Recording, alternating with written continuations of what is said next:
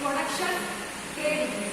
சர்வீஸ்னா என்ன அப்படின்னா, அதாவது துணி வந்து டெய்லர்ல வந்துட்டு கொடுத்து தைச்சு வாங்கிட்டு வர்றது சர்வீஸ்.